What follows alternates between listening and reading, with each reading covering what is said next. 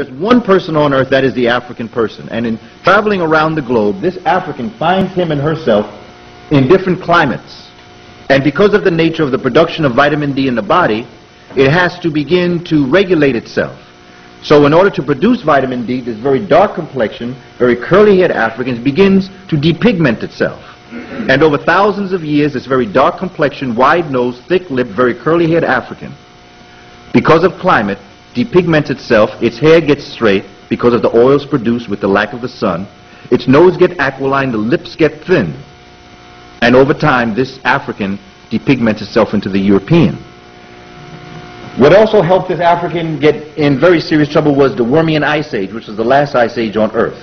This Wormian Ice Age literally chased them into the mountains of northern Europe that we know of today. That would have been where Cheikh Anta Diop says the 51st parallel is.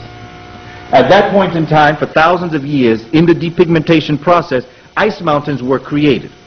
Ice mountains that did not allow Africans to return back into the southern lands. Therefore, they had to retreat into caves and put clothes on. When what is known as an interstadial came, which is a warming trend of the Ice Age, they then found the ability to begin to move further south.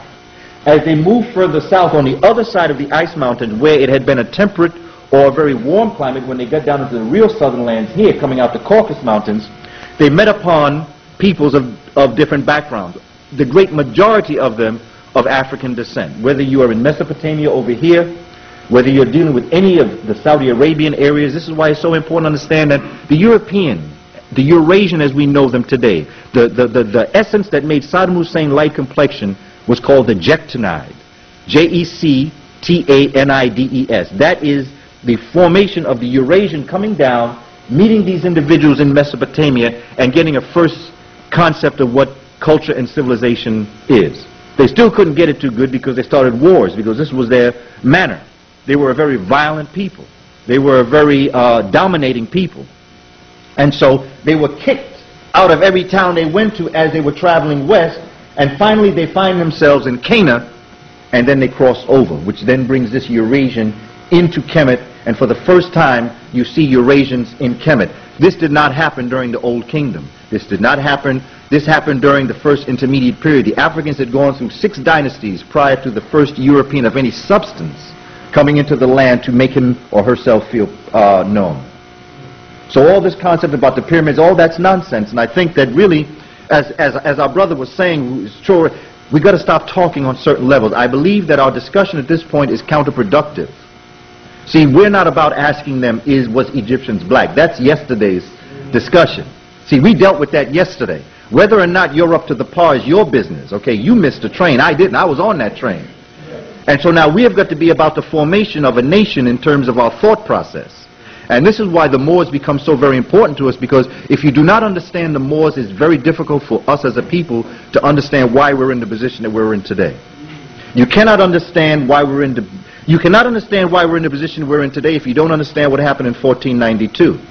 You cannot understand what happened in 1492 if you don't understand the Crusades. You cannot understand the Crusades if you don't understand the Moors.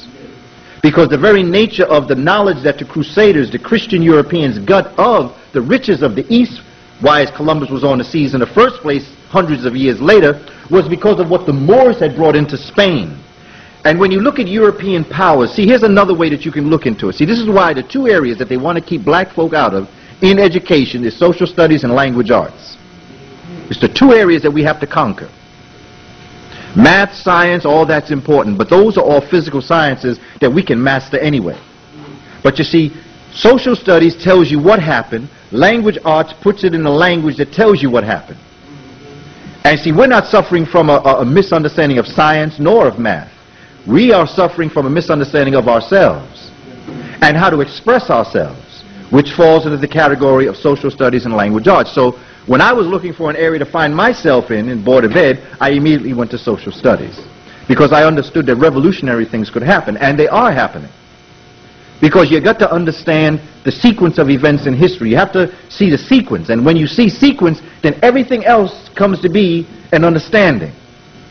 The Jectanites coming down into this area then mix with these African folk, and these are the people who would later become the Saddam Husseins, but deeply entrenched in an African thought.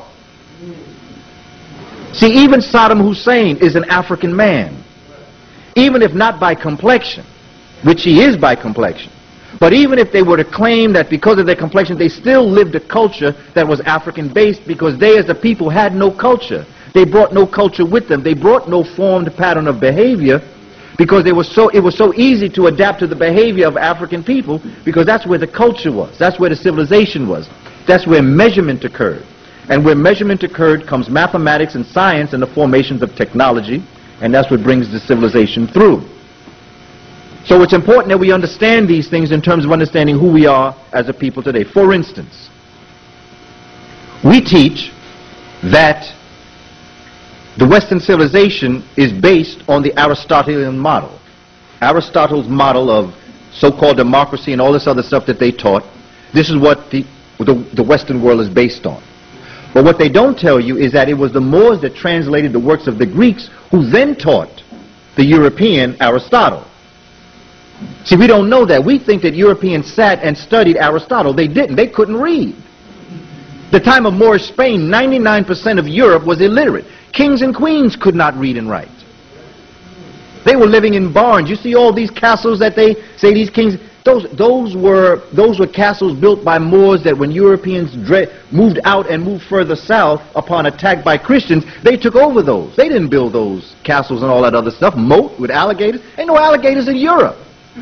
So how are you even going to put alligators in the moat if you don't have the animal in your backyard in the first place? You see, whenever you see lions, you know you're dealing with Africa, even in The Wizard of Oz.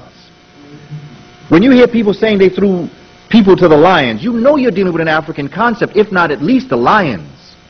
Because there are no lions anyplace in the world but in Africa. And as you go through Meta Nature, you will see the same thing, okay? As we begin to develop these thoughts, I think that we'll be able to move out. Now, let me ask, because I see some hands just shot up. Will we accept questions? Because normally I just open it up for a discussion. Okay, so we'll go straight, and then I'll give chance for everyone to have their say. Believe me, don't believe a word I say. Not a word. You see, I'm not here to convince you. I'm here to present information, and that's very important. Because too many of us, as we come before you, we get insulted if you don't accept it. See, I don't have no problem because I've done the research. And I know that once you challenge what we say, which I love, I'm going to challenge you to read up on it. And because I know and I'm confident that you're going to come up with the same concepts that I've come up with. We're living an illusion out here. We really are living an illusion. We are living a magician's world, like the Wiz, you know. And people have presented a world to us, and like Wade Noble says, power is the ability to define someone's reality and have them accept that reality.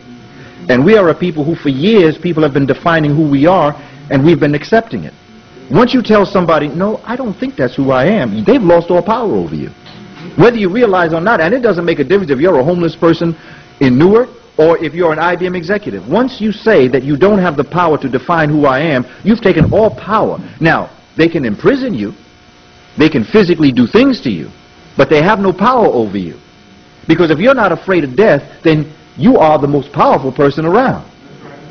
Because the lack of the fear of death, and I'm not saying not to have a fear of death, because I fear death. I fear things.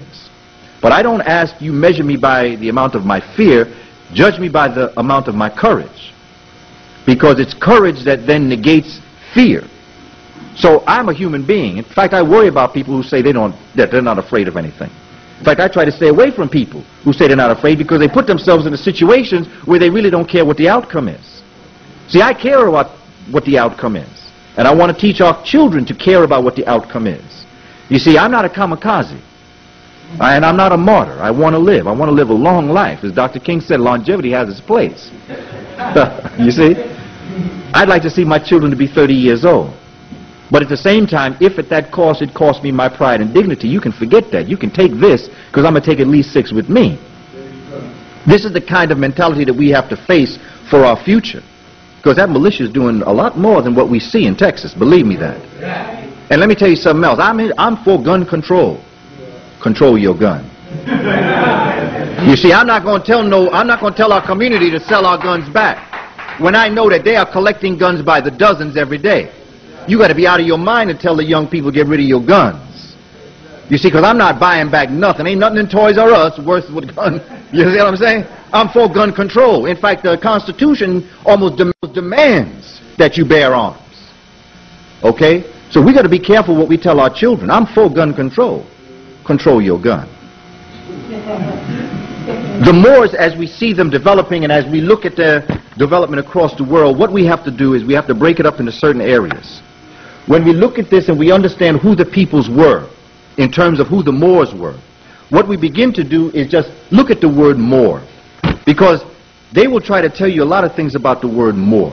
They are now even trying, I mean, I've heard them say actually, and in books, I'm talking about books that we give our children, that the peoples of North Africa were dark complexion Caucasian. No, I'm telling you, I saw it this year. I could give you the company's name. I've seen this. And they got it all up in this, and they got maps on it where they break up the people, and they have peoples up in here that they would even dare say that they were Vandals. And historically speaking, the Vandals and the Visigoths came down in here, but they never were in control of North Africa at the time that they're saying, and they're not in control of North Africa now. But you see, again, if we're not writing the books, then we can't say, you know, it's like that Paul Revere's horse. You know, Paul Revere's horse was having a discussion with the other horses in the stable. And Paul Revere's horse said, you know, if I had written that story, I'd have been the hero because I'm the one that carried him through the town in the first place. So Paul Revere is not, but it's according to who writes the story. You know, the horse was the hero in that story, but Paul Revere got the credit. And the same is true in terms of our history. You know, it's all according to who's writing the books, and this is why they are doing so many different things to the history books and what they're doing to Molefi Asante and what they're doing to our brother Dr. Ivan Van Sertima and to all of the others in the attacks, because they understand what the Melanic figure is. And I'm telling you now that if this community, if our community and if our children could get a sense of who they were, our children could do in the classroom what Tiger Woods is going to do on the golf course. Now, putting aside all of the brother's personal feelings and beliefs and all the rest of that, and looking at him as a golfer, you can't get better. Not only can't you get better, but he is going to find new and inventive ways of playing golf that has never been seen before. Just as we did in basketball, just as we did in baseball, just as we do in every sport, just as we're doing what our brother John Singleton is doing in the arts, and what our brother Spike Lee is doing, and our sisters are doing, Terry McMillan and all the others. They're bringing things to another level. I've seen Spike Lee do things to that camera, use it in a way that I've never seen people use it before. And I'm saying that we're going to bring things to everything we touch is the same thing that the Moors did. But you have to understand what the Moors did to understand exactly the role that they played in history. Because some of us have Moorish blood in us. And because we cannot place it right, we do not put it all together again.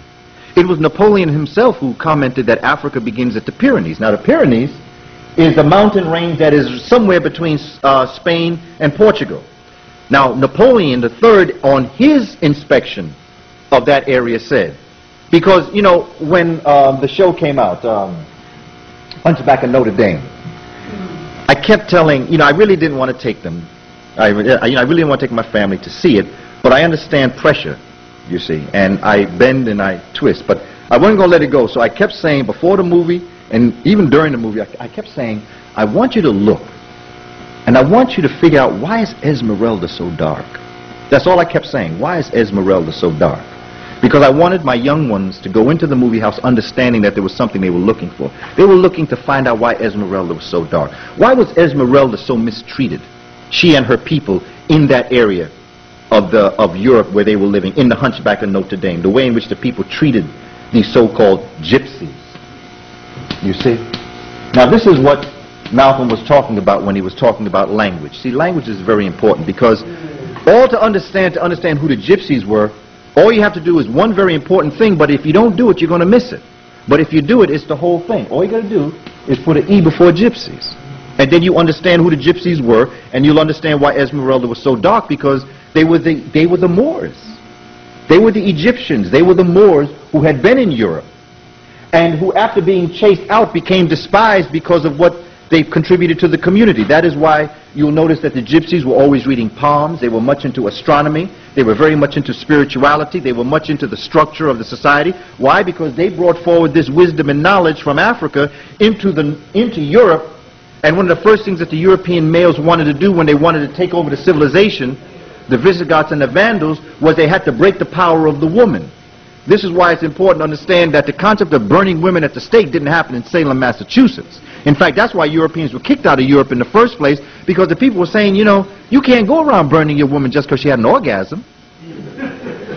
Yeah, I mean, that happens sometimes, you know. If you just happen to last long enough, that can happen. But this is what they were doing.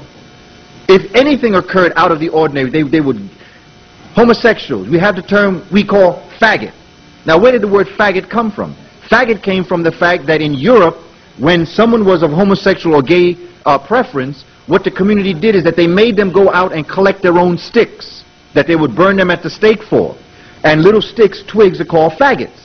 So as they would send these individuals of homosexual or gay or lesbian background out to collect sticks, instead of just saying collect the faggots, they started calling them the faggots. And that's where the word came from. See, we have to understand language. If you don't understand language, you're going to miss things. Because we are living an illusion here. And that is because we've allowed people to define us. And we've accepted their definition. Part of the reason why we have many people celebrating Mother's Day today is because they have accepted a definition. Why? Because Europeans don't treat their mothers right. Therefore, they got to have a day where they say, okay, we're not going to whip you today, Ma. That's how we're going to celebrate Mother's Day. We're not going to whip you. We as an African people, we have sat at the feet of our mothers all our lives. Look at our music. Today, Kiss Alone has nothing but music that we played dedicated to our mothers. Tell me how many songs they have dedicated to their mothers. Think about it. How many songs Europeans have dedicated to their mothers? They may have some, but they don't have, like, they can't play the whole radio day with them like they can do in Kiss FM. But that is because we are a people who have always understood what honor is. Honor is an everyday thing. And the festivity of what we have... See, we never celebrated individuals, which is Western civilization bound. They celebrate individuals. Mother's Day, Father's Day, Christmas Day is Christ, and Easter is Christ. We celebrated events, such as harvests, such as days of our ancestors. But we never celebrated people days the way they celebrate this. Why? Because it's all commercial. Making all this money today, like the brother was breaking down. All these flowers, all these other things that they're going to be going out here, trying to convince your mother that you love her so tomorrow you can go out and you're not going to speak to her now for another week or two. See, it's not the way. In fact, most of the time, a lot of African folk, we all live together anyway. So we don't have to travel from another town and to see our mother because mother is with us, or at least somewhere within us. These are the kind of concept that the Moors just did not bring. This is a European concept. And what we've got to begin to do is look at the realities of what we're facing. The origins of the word Moor. Just let me give you some examples of the word Moor. There was a brother, or a gentleman by the name of Richard Hakluyt. He was a traveler in the 1400s who reported that in the old times the people of Africa were called Ethiops or Moors or Morens, which means that the word Moor was used for anybody of dark complexion. Like Ethiop means land of burnt faces. Moors meant black. In Spanish, mora is blackberry. Moreno is dark complexion. Moreno also means sweetheart. Mira, morena. You know, when you say morena in Spanish, sometimes that means sweetheart. Sometimes you say even negrita, that's sweetheart. Why? Because the African woman was the sweetheart of the nation. That is the woman who was held up, just like we hold up the European woman, the blonde, the skinny, all that stuff that we say is the model. In Africa, it was the African woman who was that model of what all perfection was. In French, moricard means dark skin. Morillon means black grape. In Italian, mora means Negro or Moorish female. Mora also means blackberry, which when you go to Spanish, mora means blackberry.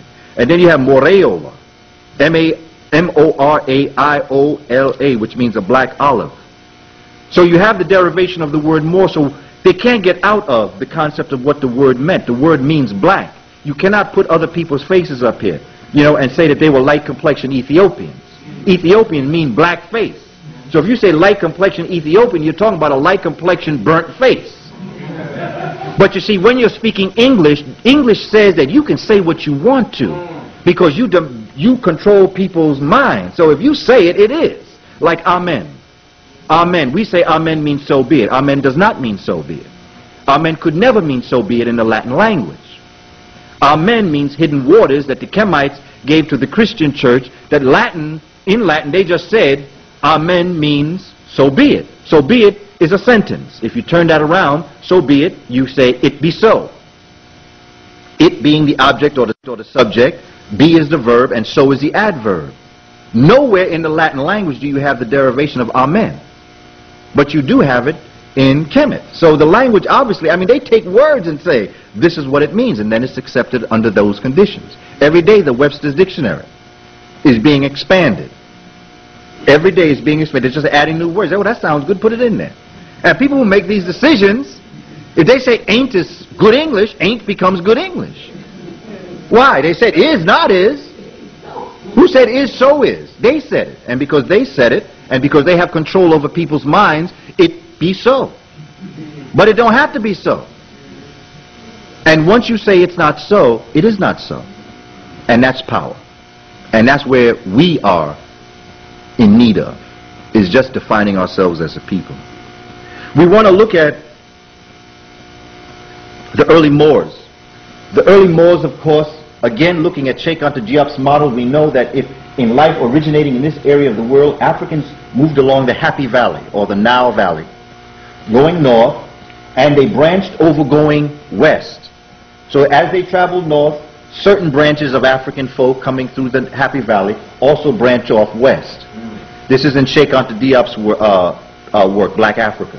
Just as they traveled north, they also traveled south and created the kingdoms of South Africa. The Monomotapa that would later become Monomotapa and the other civilizations of South Africa. They then would also island hop into Australia and New Zealand. Okay, Zena, I'm sorry to say this, but Zena is not a New Zealand. She's a European. Yeah, and it's very important. New Zealand is an African island. Tasmania is an African island. Australia is an African island. All of these areas are African islands, but when they've been around long enough, they can tell you and make you believe that they've been around a long time. Just like when you look at North Africa, I've seen a program where the woman of light complexion was talking about the builders of the pyramids probably looked like her. I can tell you biologically why they couldn't have looked like her. Because when you dress a certain way, and in all of the friezes that we see people that are lightly dressed. If you are a light complexion and you stand in 110 degrees in the shade, you're going to get skin cancer. So you could not have been looking like that and been out in the sun without anything on. So you can't look like that because you would have died. Simple scientific principle. It had no emotion in this at all. I'm not wishing no harm on you. I'm just saying, let's look at this.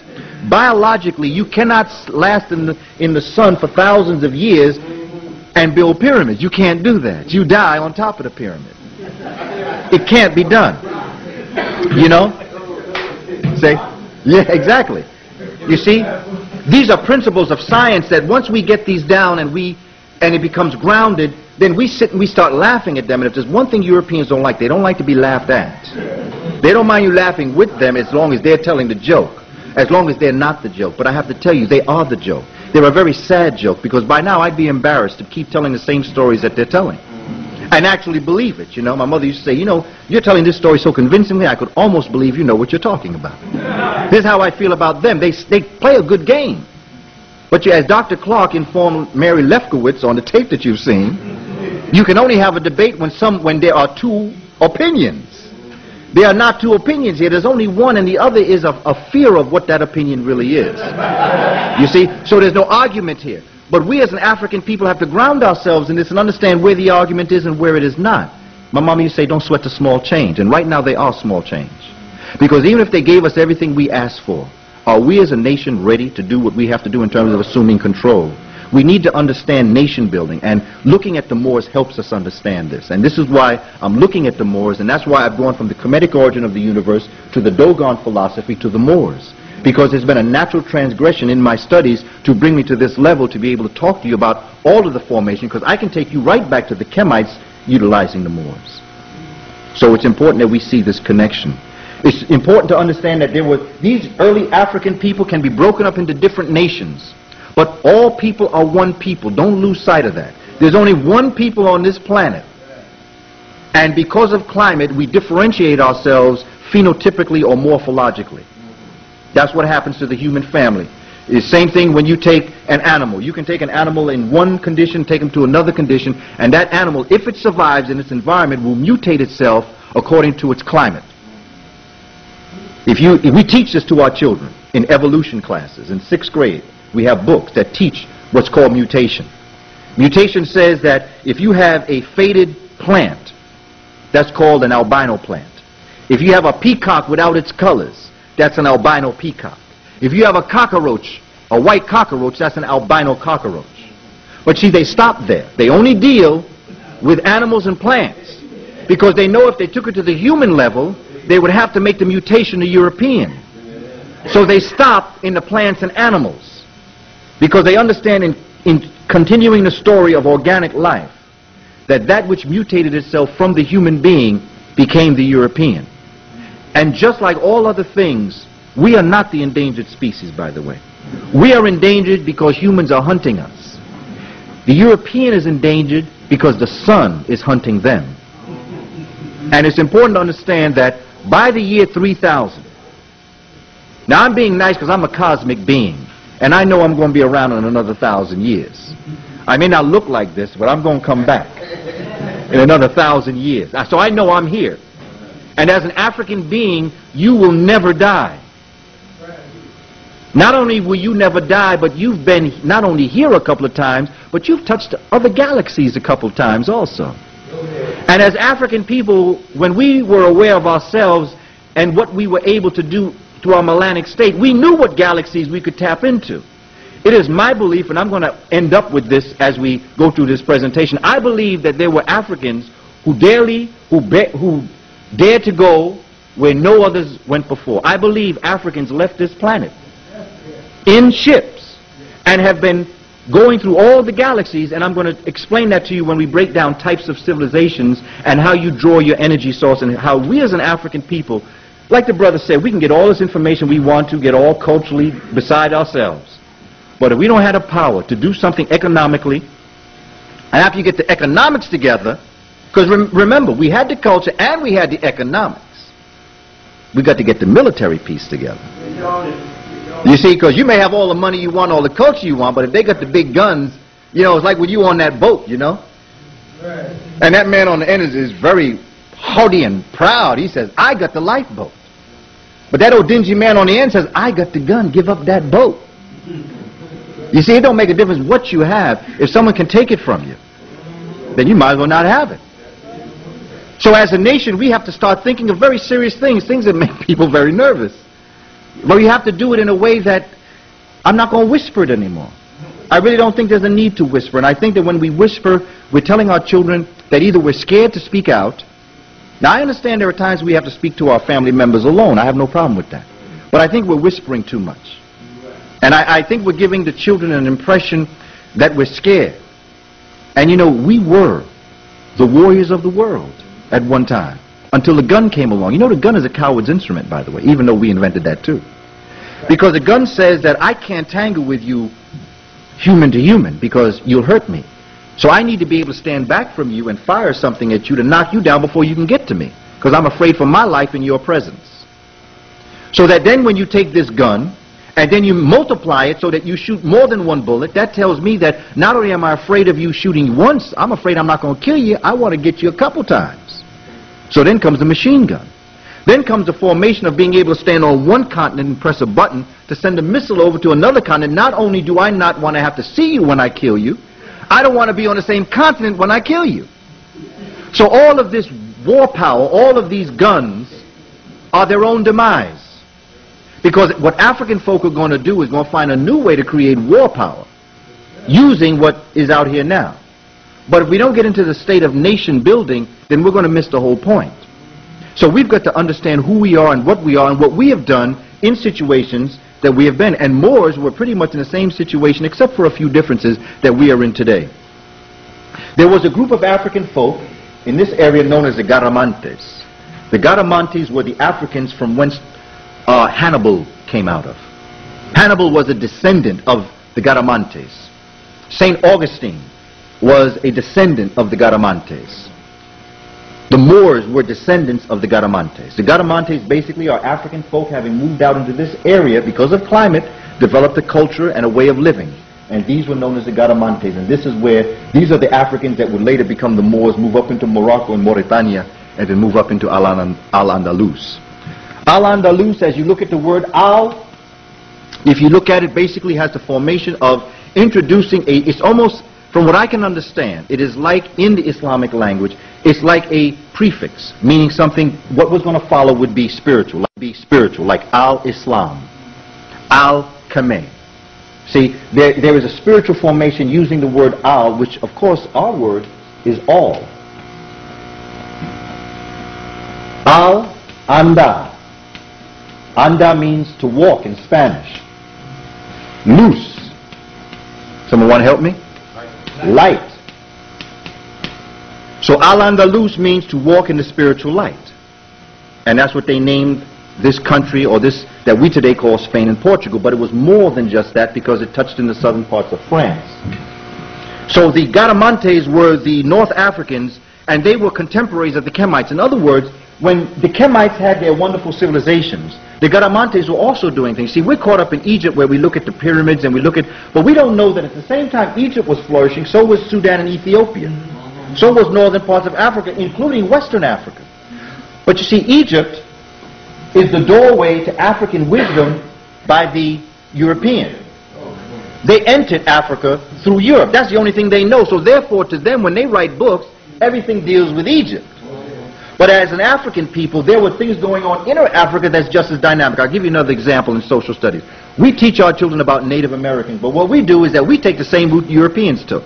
We look at the Native Americans along the East Coast when we start teaching children about Native Americans. We don't teach them about what was going on down here. We teach them Native Americans in the East Coast, basically where the 13 colonies were. The reality of it is that to understand the Native American nation, you've got to look at the Mississippi River. Because the Mississippi River to Native Americans was what Pappy was to the Africans. You go to a place known as Cahokia, which, when you look at the Mississippi River, it almost becomes like a Y and then it comes down. Cahokia is located in southern Illinois. It is the largest pyramid in the northern hemisphere. There are over 110 pyramids along the Mississippi River. For more information on that, there's a book called, by Jack Weatherford, called Native Roots, Chapter 2. It's called Pyramids Along the Mississippi. There is evidence of Ramses III on the Mississippi River. There's a book called Ramses III, Father of America. Get that book and you'll see. Ramses, 1,500 years before the Christian era. Evidence. There is evidence of Africans in Davenport, Illinois.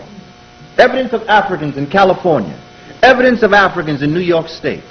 Thousands of years before the European even came to this area. See, we get the impression, because of what they have introduced, that everything started happening in 1492. There was lively and real trade amongst Africans and Native Americans thousands of years before the European even left the caves 2,000 years BC. There is evidence in Cahokia, Illinois, of trade going on with Native Americans of Brazil. There is evidence in Cahokia of artifacts of Native Americans from Canada. There is evidence of an attempted unification of the Native American world amongst the Siouan world, the Muskegon world, and what is known as the Haudenosaunee or the Iroquoian. There is evidence of the three languages coming together, and Cahokia almost was like Washington, D.C. for Native Americans. That was the center point, and you find it right in the middle. You find evidence of all three languages spoken throughout the American hemisphere of Native American peoples in Cahokia, almost like it's a repository of information. This pyramid I'm talking about is called Monk's Mound. Why? Because Monk's Mound is called because when the Trappist monks came to this area, they sat on the pyramid and took it over. And they started dismantling the stones and all the other things that built the pyramid to build their cities. So now when you go to these areas here, you see what are called mounds. But what you don't know is these mounds were once pyramids prior to Europeans dismantling the stones and the bricks and the mortar to build their homes that you see today. Now this is real live history, and I would challenge anybody to refute it. Anybody. Because this is either here or it's not. It's either real or it's unreal, and if I am wrong, please correct me, because I want the right way. I don't want my way. I want the right way.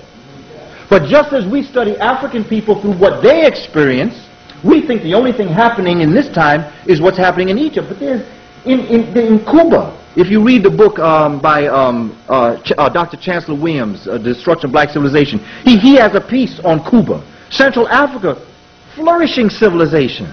In Africa, there are civilizations built on top of civilizations. The pyramids are much older than what they say. Not to mention the Sphinx. And when our children start getting into this wisdom and start bringing out their creative genius, and once the ancestors start tapping into their collective unconscious, they're going to be able to see things that we can't see, just like we're seeing things that those that came before us did not see. Not because anybody's better than the other, it's that every generation makes it better for the next. And so this work that we're doing now is as a roadmap. There is a curriculum here. A science curriculum, a math curriculum, language arts, everything that our children are studying in school today can be brought in and can be done because, first of all, let me step back and tell you, there is no such thing as an African-centered curriculum. Now let me explain to you what I mean by that. When African scholars sat down and wrote all of their treatises on science and math, they did not write it and say this is for African people. When they wrote it for any cosmic mind that was in balance and ready to receive information. When the European came upon this information, they had to put their name on things, and they only put their name on things they understood. Theodosius in the 4th century, Justinian in 529, closed all of the temples of the Greek and African educational centers and burned the books. Not to mention, as we come up into 1492, Bishop Lander will do in America to Native American what Cardinal Cisneros did to the Moorish books in Spain. They destroyed the books. Now, when the emperors destroyed the knowledge of the Kemites and what the Greeks got out of the Kemites in 429 and in 529, they plunged Europe into what they call the Dark Ages. The Moors then brought this knowledge back in, having translated the work of the Egyptians, having translated, the Moors translated the works of the Greeks, not knowing they were translating the works of their own ancestors that the Greeks had misunderstood. Africans such as Ibn Rushd, who is known as Averroes, or Ibn Sina, who is known as Ibn Sin, or Avicenna, they read the works of the Greeks, and there is a piece, it's called Egyptian Sacred Science and Al-Islam. It's one of the books that I recommended on the list that you have that spoke about my coming here, where he takes every one of these writers and authors and thinkers and talks about how they felt about the Greeks. They literally turned inside out. Ibn Sina literally turned inside out the Greek thought to bring it back to the Kemetic level. In other words, what the Greeks got wrong, the Moors corrected to make right again. They studied the work of the Sumerians and the Akkadians, all of the ancient work the Moors sent around the world for the works of the Chinese, everybody, and translated these works. And they were well aware of all of this wisdom and all of this knowledge. And they were able to bring it back. Now, what happened? Africans, remember, at this time also are sharing knowledge with Native Americans, and Native Americans are sharing their wisdom with African people, because this is a two-way street now. See, a lot of Native Americans are getting very offended also, and I can kind of understand, because sometimes we as African people get excited with this wisdom. We do to Native Americans the same thing the Europeans do. Make it seem like Native Americans are just waiting on the coast for some wisdom to come. Native Americans were very much aware of their surroundings. They were very much aware of pharmacology and agriculture. They had their own over 250 different kinds of potatoes in South America. So they were well aware. But they did not have pyramid building technology. They didn't have that. And the evidence of that is that it appeared when we see Africans coming to this part of the world. Nothing is born overnight. You can't build a pyramid overnight. It takes time to study. It takes time to master the math and the science, and then you can build things. So obviously there was a trade going on in terms of wisdom. So now the wisdom of the Moors and the wisdom of the Native American again is burnt by Europeans, who one of the bishops, Cisneros, had a barn fire, and in the middle of the public courtyard in Granada in August of 1492, which is a couple of months before Columbus is on the sea, they burned over 800,000 Moorish transcripts on science, math, and language arts. And what I'm telling us now is this: we are now living in Europe's second dark age. Because of the burning of those books back then, it took 500 years. There are treatises that show that Moors understood that if you take the nucleus, if you split the nucleus of certain elements and then contain those split nuclei in a contained area and then let off the detonation, you would have a mighty event. They never said explosion.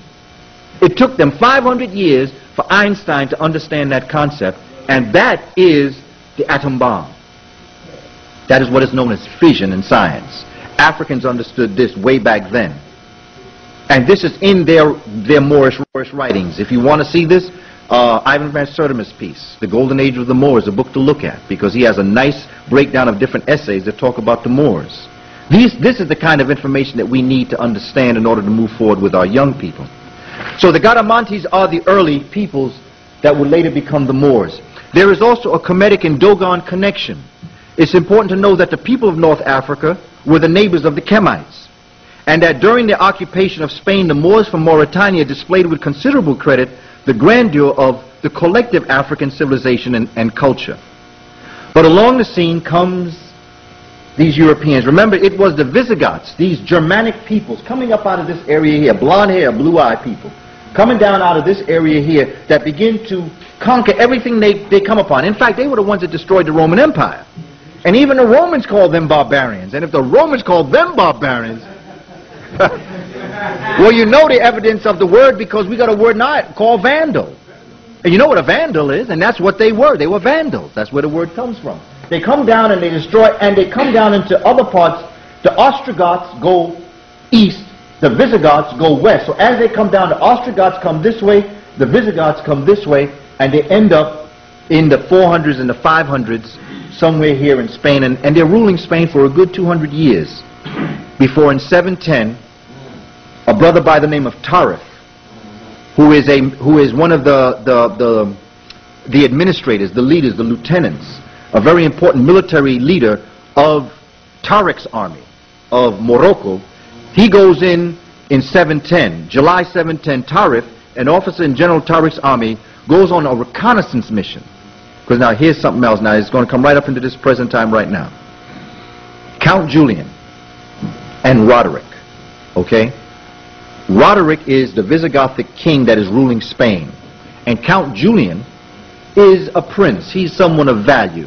He's someone who has a daughter who sends his daughter into the court of Roderick to be trained to become a lady. It is said, this is the way the story goes, that Roderick violated Count Julian's daughter. He raped her. And Count Julian got very upset. And this is what started it.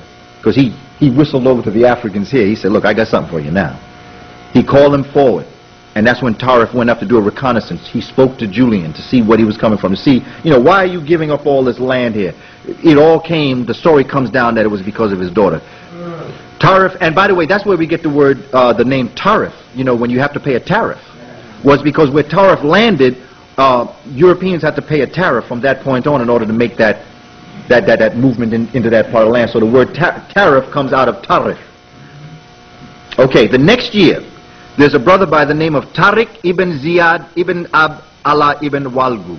Now that's an African right there by how many names he's got. And now you know where the Hispanics get it from. When they had this joke about, my name is Jose Moreno, going to Gonzalez Alvarez. Well, that's where they got it from. Because before that, they were just so-and-so of this, so-and-so of this.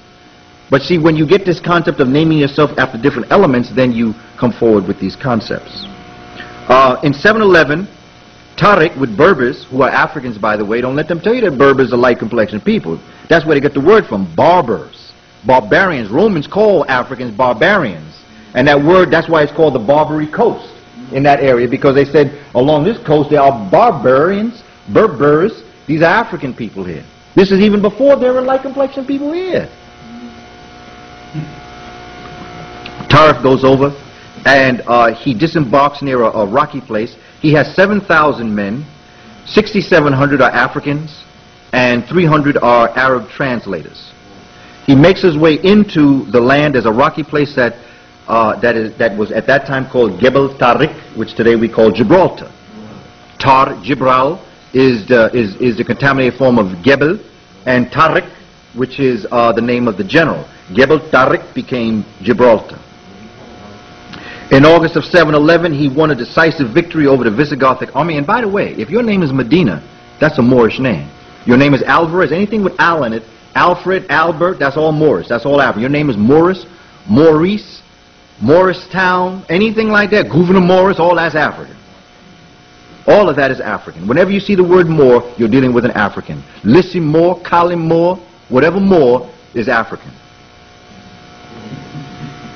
In August of 711, he won a decisive victory over the Visigothic army. It was during this conflict that Roderick, the last Visigothic king, was killed.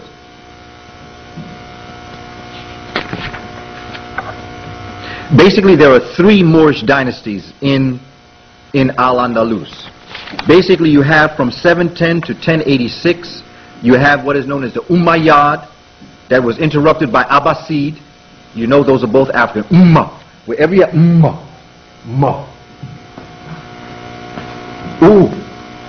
Maya. Just look at Ma. That's African. This is etymology. This is language. This is where we move away from them trying to give us these illusions and understanding the etymological movement of wisdom. Where you have the sound, you have the African concept of Moor. You have the Abbasid, Abba, Abu, Abba, Abat, coming out of the Ethiopic language. Abba, Baba. It comes out of the African concept. So the first dynasty, basically from 710 to 1086, approximately 376 years, the Umayyad and the Abbasid dynasty. From 1086 until 1194, you have the Almoravid,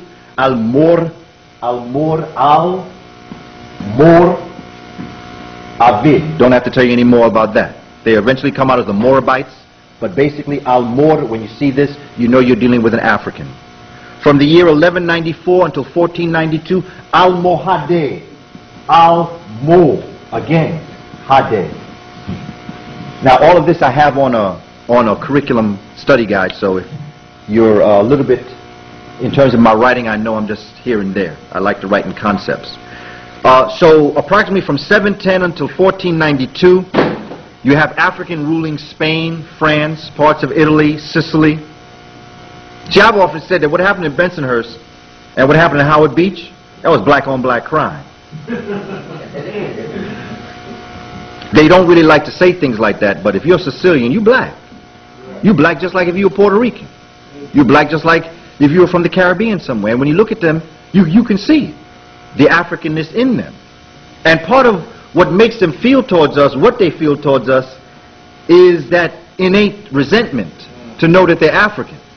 You know, but the unfortunate thing is they don't know that the very thing that makes them, if they are great is the African blood. See, everybody's trying to be Visigothic. You know, when I come upon people who talk about how they come from Europe, I always like to play that Visigothic Vandal thing on them. You know, what are you, a Visigoth or a Vandal? Because you've got to be one of the two if you're going to claim European blood. Because you standing here just as dark as I am, with hair very curly like mine, you better believe that you're black.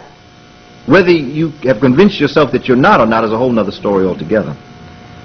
So we have these three dynasties in Africa that literally they are doing a number of things, and they are developing the nation. In terms of Moorish civilization, when we look at women in Al-Andalus, what we notice in terms of women is that women have total equality. And this is something that's very difficult for some people to understand in terms of the role that women played. We find doctors, we find lawyers, they walked about the streets freely, and one of the problems that the Moorish Muslims had with the other parts of the Islamic world was the role that women played. You see, because again, these Jektonites brought back their barbarity and their off-centered feelings towards women. And that's what is in Islam today. Not in all of Islam, but those parts of Islam that will denigrate a woman clearly are in the throes of the Jektonite, the Visigothic concept of women's inferiority. So women had a very important role in terms of the society itself. The city of Cordova. In terms of looking at Moorish civilization, we look at the city of Cordova, and we notice that the Moorish city of Cordova, which is often regarded as the medieval world's most cosmopolitan and sophisticated city, possessed in the 10th century, the 900s. It has 1,600 mosques, 900 public baths, 213,077 middle-class homes, 60,300 mansions, and 80,455 shops. Wealthier homes consisted of 2 floors, a library in each home, a garden, hot and cold running water, air conditioning in the summer, and heat in the winter. The population of Cordova was estimated between 500,000 to 1 million residents. The Spanish city of Cordova in the 10th century was very much like a modern city. Its streets were well paved. Their streets were paved. The sidewalks were raised for the pedestrians. And at night, you could walk for 10 miles by the light of lamps, flanked by uninterrupted extents of buildings. This is Cordova in the 900s. Europe would not see this for another 400 years. This is just the city of Cordova alone. Now, there is something that I wanted to do in terms of making a connection between the ostrich in Kemet, the ostrich in Dogon, and the ostrich in the Moorish civilization, because on the shield, on the emblem of the family crest, for instance, a lot of Moors had the ostrich. Now, the ostrich can only be found in Africa. Now, of course, you can find a Great Adventure, but that's today. See, and when children see ostrich in Great Adventure, they think that it could be indigenous to America. See, children don't know the difference. Children don't know the only place you can find an ostrich is like the lion. You can only find a lion in Africa. You will only find an ostrich in Africa. That's the only place that you will find ostriches. So wherever you see an emblem or a symbol of an ostrich, it has to relate back to an African concept no matter what. And these are some of the principles that we have to look at in terms of wisdom and knowledge. The ostrich feather, of course, in the Kemetic legacy was Ma'at. Ma'at representing just, truth, balance, righteousness, and all things that are just and right. The ostrich in the Dogon civilization represented a number of things. For one thing, the ostrich runs in a zigzag pattern. So does the universe. The Sirius B and Sirius A move with each other in a zigzag position. Cosmos in the elliptical form, as they travel through the universe, they travel in a zigzag position. But not just that, if you look at the crown of the Kemites, you'll notice that the white crown is shaped like an egg, which by the way is the ostrich egg. The Hogan of Dogon, the leader, the spiritual and the fundamental leader of the Dogon nation, the Hogan, on his headpiece is also shaped like an egg, and it's an ostrich egg. So there's a relationship in terms of the ostrich and the role that it plays in Kemet, in Dogon, or in Mali, and also in the Moors. So there's a connection here that we cannot look at. In fact, even today, it is a sacred symbol which often has totemic significance among the people in Africa, especially in the Sahel and the Cushitic areas. So you can see that there is a relationship between the ostrich and the peoples of this area here. So when you find an ostrich up here, you know it came from here. The Mozarabs. The Mozarabs are individuals who were Catholics who adopted the social customs of the Moors and Arabs. Those peoples of Spanish background that they just love the Moorish culture. So, like we got some people amongst us like this that love the European culture. You see? And they identify, they speak the language, they dress the dress, they talk the talk. Exactly. Also, I heard a brother from Haiti once say that 95% of Haiti is Roman Catholic. 100% of Haiti is Roudan. You see? So that when the lights go out, even baby Doc go to priest and priestess. You see? This is what the Mozarabs were. The Mozarabs were people who, while they kept their own Spanish flavor, they adopted the ways of the Moors. They studied the Moorish science and math. They became Moors, but at the same time they remained who they were, so they were Mozarabs. Mo, of course, don't have to tell you what that is, the Moor, and Arabs. So they were Mozarabs. And as a result, the Mozarabs, like the Jews, were entitled to their own legal system, complete with their own magistrates and own laws. Now, that's another key piece about African folk. You see, we got up in this area here. We didn't tell anybody you had to be a Muslim. We said, be what you are. Whatever you are, if you live the legacy of your spiritual faith, you will be a good person. And whatever makes you who you are, just keep on being that. You don't have to be what I am because you're not me. See, they don't have that concept. You must be them. You must act like them. You must talk like them. And anything that acts out of that is xenophobic in nature. They become fearful of you. Even if you look silly with a blonde wig and you're wearing all their clothes but your black face, they're more comfortable with that than when the sister has the dreads, or when the sister or the brother has the braids. You see, that is very threatening to them. When you wear African clothes, that's very threatening to them. See, they always have to know where that outfit come from. Well, the same place your outfit came from. You know, I mean, where did your outfit come from, you know? Costume sometimes. Yeah, costume, yeah. You know, when you really look at it, you're the one in the monkey suit. So what are you talking about, you know? Because, you know, ties are phallic symbols. Ties are penises. And the knot are the testicles. And that's why men wear them. And that's why women look so silly when they have them on. Because they're upside down obelisks.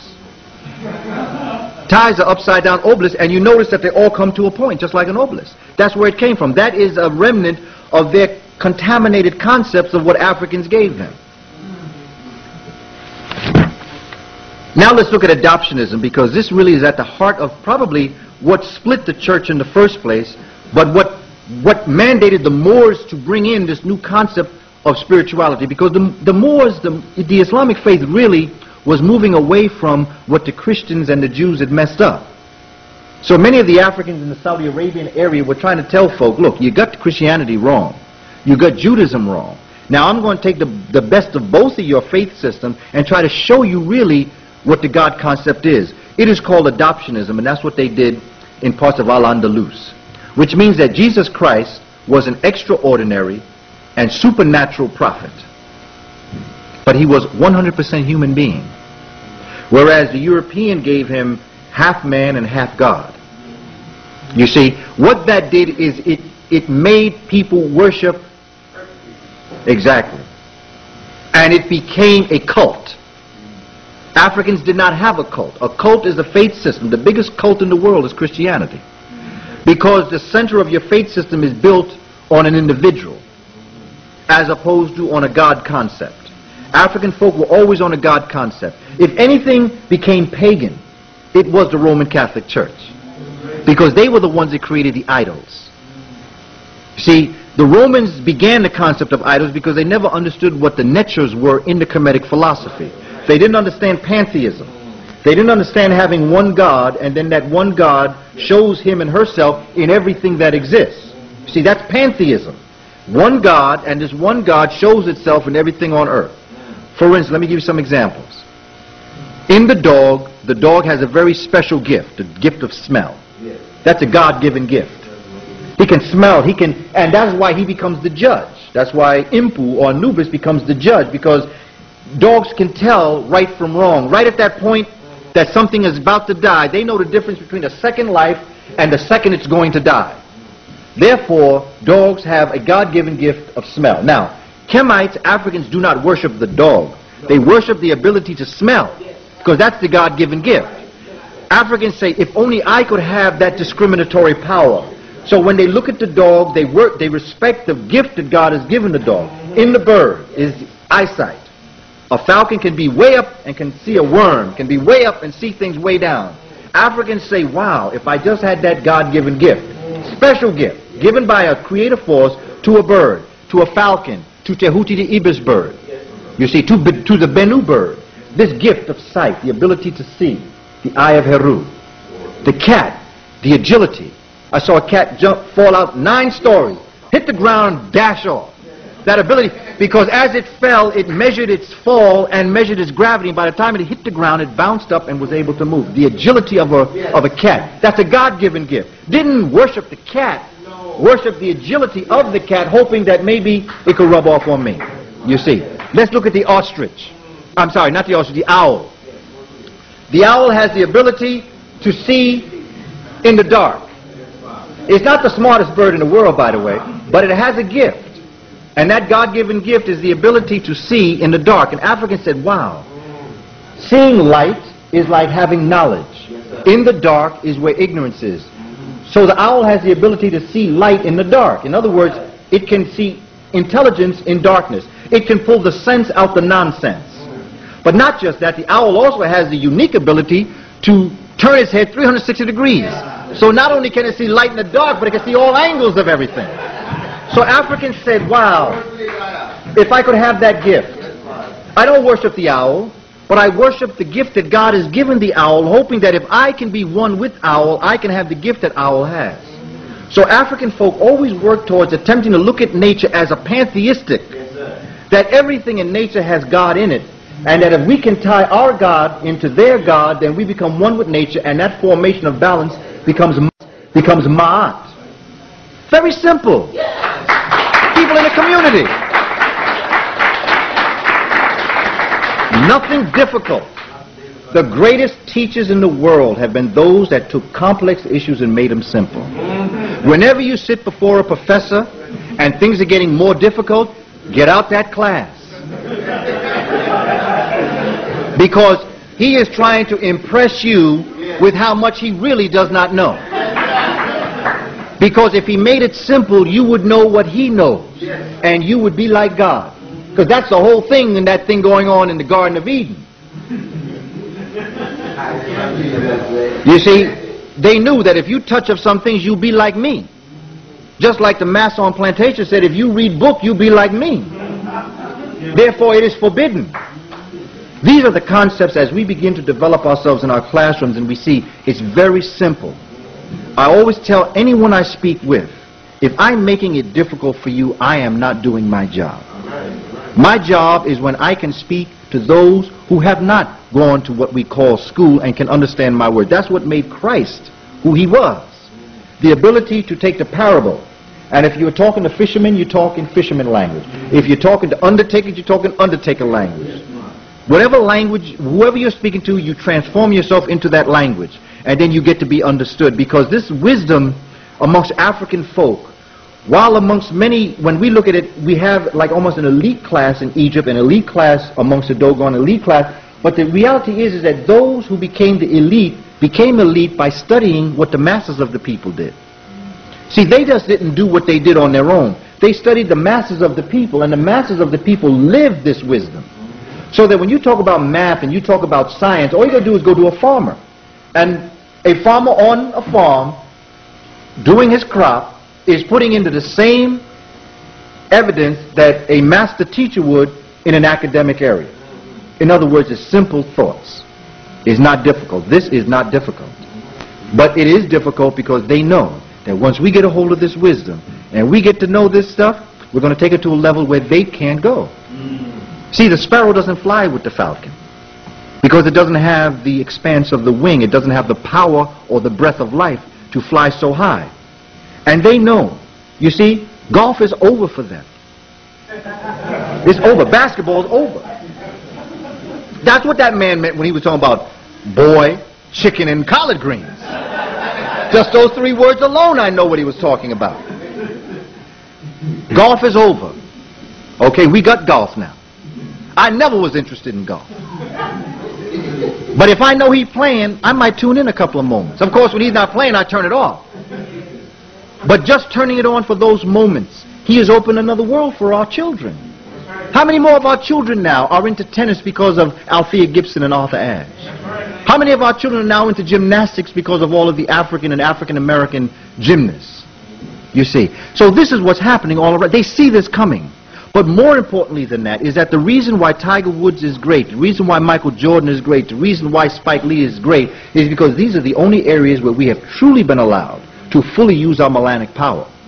Once we take this melanic philosophy and we bring it into the classroom, we're going to take math to an area that has never been before. They will not be able to create tests for our children because they will not know what our children know. Just like they cannot play basketball with us anymore. They cannot play sports with us anymore. And the only sport that they have, and brothers and sisters are telling them they can keep, is hockey. Brothers say, wherever I am, it must be warm. I am not putting myself on no ice, so I'll take all the sports and y'all can keep hockey.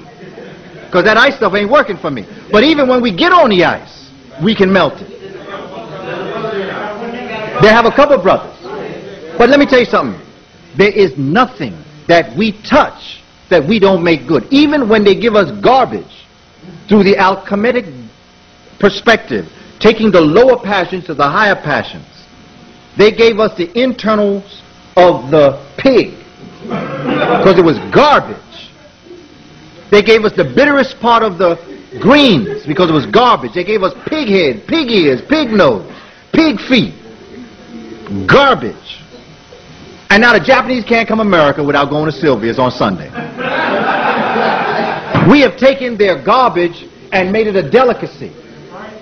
Whatever we touch, why? Because we know what to do with the hands. See, we've been on the earth for 3.5 million years more than they. And so we know what is on this earth, and we know how to take the worst and make it the best. That's what we are good at doing. And I want to say this, and I want to be careful when I say this, and I want to measure my words, but when we talk about superiority and inferiority, there's something that we always have to understand. If you hold the people down, and in spite of and despite of holding those people down, they still rise, you have automatically made a superior race of people. So while on one end I don't want to say we're superior, on the other end I know we are. And not because we are naturally this way. It is because when I was growing up, my mother said, if your teacher gives you 10 math problems, you do 20. If she gives you 2 books to read, you read 3. Because, Skip, in this world, a black man and a black woman, to be equal, you must be superior.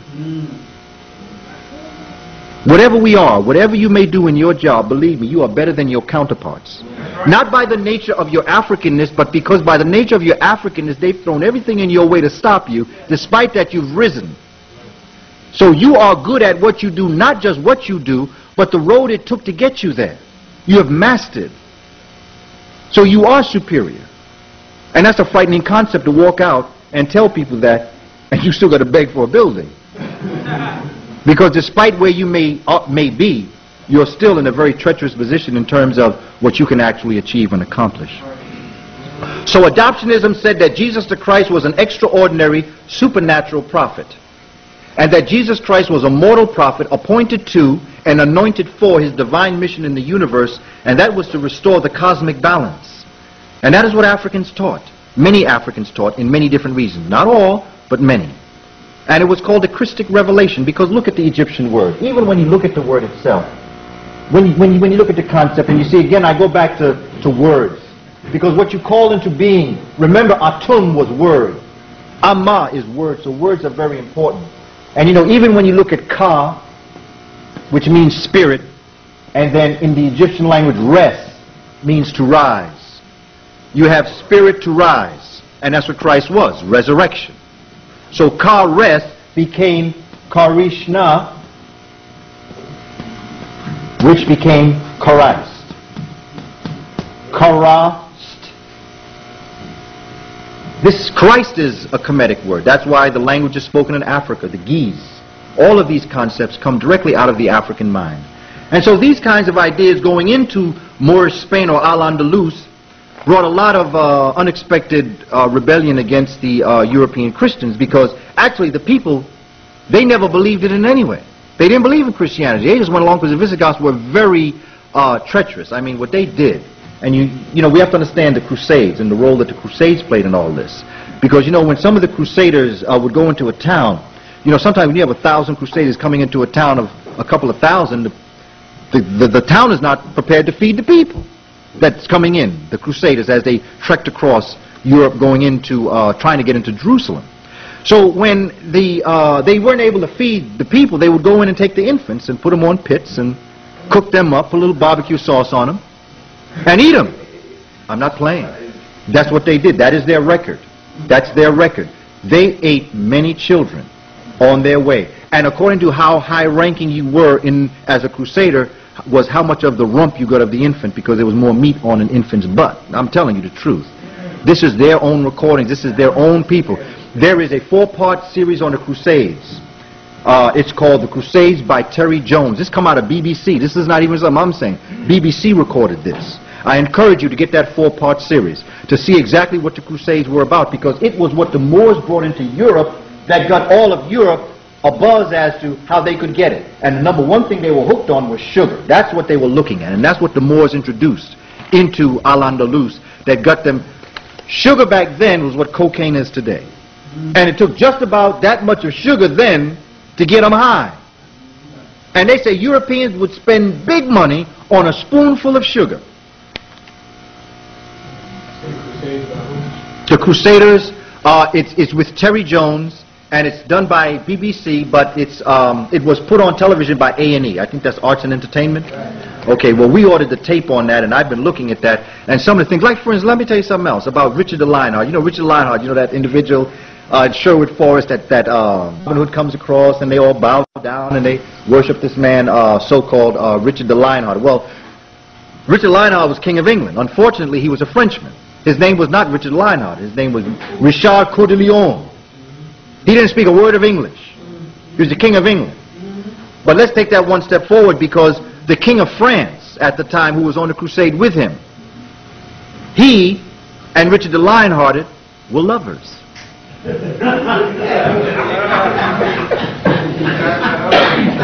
And the reason why he is returning back into, the reason why Richard the Lionhearted is being found by Robin Hood is because Richard the Lionhearted is returning back to England because his lover, the King of France, returned back from the Crusades early, and Richard the Lionhearted was afraid that the King of France was going to try to usurp the throne of England. So he was coming back to England, leaving everybody to die in the Crusades because he was afraid his lover was going to take over his kingdom. This is their history. We're going to touch on Moorish agriculture because it's important to know what the Moors brought in terms of food stuff. I go to Jamaica today, we're going to get some French fries. I get what they call Irish potato. But nobody said it was the Spaniards that brought the white potato into Europe, and because the land could not support the potato growth, there was a famine because it don't grow. You would think that the potato is indigenous to Ireland. It is not. The reason why there was a famine was because the potato can only grow in the kind of climate in South America. When you bring it to England, particularly Ireland, it's not going to grow there. It doesn't have what is needed. So it's not going to grow. So they had a famine. But when you go to Jamaica, you have to ask for an Irish potato. Chances are that potato probably originated in the backyard of where a person was going to cook it up. So they go and call it an Irish potato, but it's from Central and South America. Over 250 different kinds of potatoes. Blue potato, green potato, sweet potato, bitter potato, white potato, red potato, orange potato. 250 different kinds of potatoes.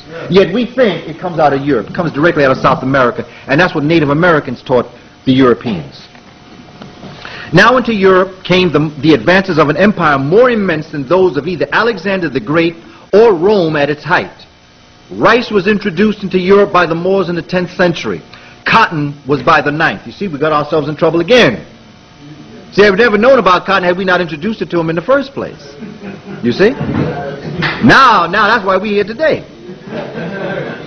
A Moorish botanist by the name of Ibn Basal partitioned the land into 10 different classes according to particular characteristics and taught the farmers ways of increasing the fertility of their plots. Surveys were done to locate sweet water below the earth, and widespread use was made of the water wheel which the Moors had introduced into Spain. The Moors dug canals and channels to irrigate the farmlands and provide water for the thousands of houses and mosques and palaces and public baths. They not only increased the fertility of the soil with their new methods and tools, plants and manures, but they also ushered in sciences of food preservation and storage. They could store wheat for as long as 100 years. Their methods of drying enabled such foods as figs, plums, cherries, and apples to remain edible for several years. And you see, the other thing is that the way in which African folk did it was by sun-dried. You see, the difference between sun-dried and the other kind is that when you dry something unnaturally, you take the life out of it. Okay? When you dry it with the sun, while the sun is capturing the water, it is giving it something known as photovoltaics, which is electricity. So when something is sun-dried, which is in a natural sense, while it may be taking out the liquid part, it is also reviving it with the energy of the sun, which when you ingest it, it has the power of the sun in it. So sun-dried. That's why sea salt is more important than the other kind of salt, because white salt, regular, has been bleached out. Sea salt has been sun-dried. Therefore, it is very much like the salt that is in the human body, because it is the evidence of the vitamin D coming out of the sun. So there's a direct relationship between that. Moorish education. The Moorish educational foundations found itself in Greek, and the intellectual world of the Kemites, along with all of the others, the Akkadians, the Sumerians, the Kemites, all of the different ancient cultures, the Moors built this new civilization on. And a Cordovan by the name of Ibn Hayim describes a Moorish educational system as such. They studied the Holy Quran, but not just studied the Holy Quran, but they evaluated the Quran. They talked about the Quran. They did addition, subtraction, multiplication, division, fractions, plane geometry, in that order. You see, we've got to teach in order. In other words, in high school, we teach our children pre-algebra, algebra, geometry, and trigonometry. Why? Because that's the way those mathematical formulations occur. You do not teach trigonometry before you teach algebra. It's algebra, geometry, trigonometry. The same is true in this sense. You have addition, subtraction, multiplication, division, fractions, plane geometry, in that order. Now we've got to go back into our classrooms and look at this, because we're teaching out of sequence. One formulates on the other. They taught arithmetic, which is the manipulation of numbers. They taught Euclid's celestial bodies, which is astromathematics. They taught Ptolemy's Almagest, which is the study of finity and infinity.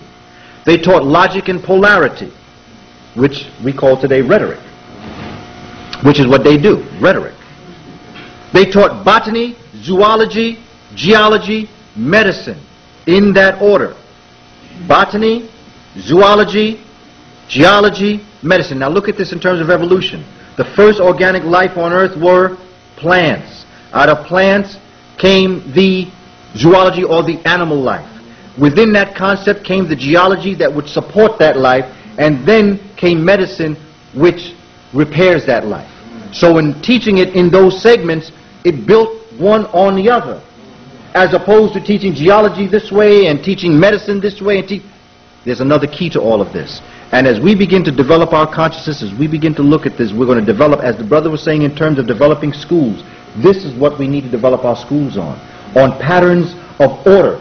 Teaching in order so that one leads to another. You count from 1 to 5, but you try to get to 5 without counting 2. You can't get to 5 without going through 2. It can't be done. Otherwise you stop right at 1. They taught history, emphasizing causes for ascension and decline in ancient society with the intention of avoiding repeated errors, and they taught religious law, which they called Sharia. Now, look at this. Translation from Arabic, the medieval language of science, in the 10th century centers. The translator centers sprung up all over Christian Europe. Barcelona, Tarazona, Leon, Segovia, Pamplona, Toulouse in French, Béziers, Narbonne, and Marseille in France. Bologna, whatever they say it, Salerno, and Paris made extensive use of Moorish scientific treatises. The translations from the Arabic provided links between Spain, Portugal, France, Italy, and England. Alfonso X promoted Moorish wisdom at every opportunity. The first university of Christian Spain was founded at Valencia by Alfonso VIII in the 13th century, and the teachers employed were Muslims and Jews. Now let's look at some European centers of learning where the teachers of these centers sat at the feet of Africans. Let me take it to you by year. In 1158 in Italy, the University of Bologna.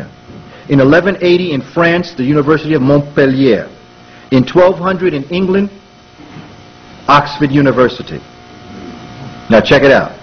You look at Oxford today, got all this thing about, what is that, the Rhodes Scholar, big place.